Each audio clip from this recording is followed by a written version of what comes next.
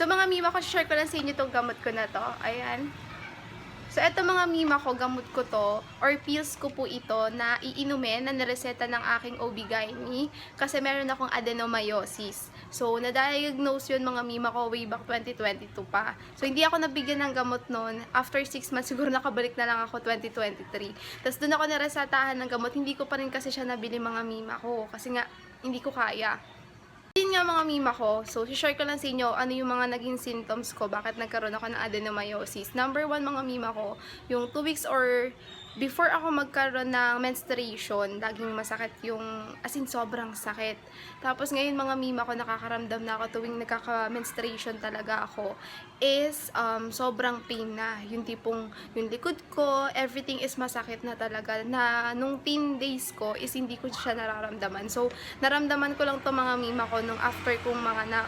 So, ayun, kung nakakaramdam kayo ng mga pain kapag nagkakaroon kayo ng menstruation, mima ko, better po na makonsult kayo ng inyong mga OB-GYN para makita din naman kung meron talaga kayong problema sa inyong mga matres. So, every 6 months mga mima ko, nag-undergo po ako ng transvaginal ultrasound or TVS. So, nagre-range po yan ng 1.5 ata. Dati 1 to 1.5 na ata ngayon. So, sa public hospital lang din ako nagpapa-check up mga mima ko. So, gusto ko itong i-share sa mga mima ko kasi baka yung mga pain na nararamdaman nyo, lalo na pag meron kayong menstruation, is meron na siyang, katulad nun sa akin, meron akong adenomyosis. So, gusto ko lang maging aware kayo sa mga nararamdaman nyo, lalo na kapag meron kayong menstruation. Kasi, yun pala ako, kaya sobrang sakit pala talaga mga mima ko pag nagkakaroon ako ng menstruation. Yun pala, meron na pala akong adenomyosis. Mga mima ko, ito pala yung gamot, share ko sa inyo. Alam nyo kung magkano to? 1,900 yung isang box na to. And 28 tablets lang siya. Medyo mahal siya mga mima ko, pero okay lang yan. Ang importante, nakabili na rin ako. Inabot din na talaga ng taon bago ko siya nabili.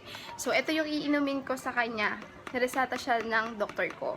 So, ayun, mga mima ko, again, kung meron kayong mga pain na nararamdaman, meron kayong menstruation, better po na makonsult kayo ng inyong mga OB-GYN. For sure, mag-undergo din po kayo ng TVS. Like me po, nag-undergo po ako ng ganun. So, ayun na mga mami ko, sana ma-check up na din po kayo. And kung may nararamdaman kayo, better po talaga na makonsult kayo ng inyong mga OB-GYN. Okay? Ayun lang po.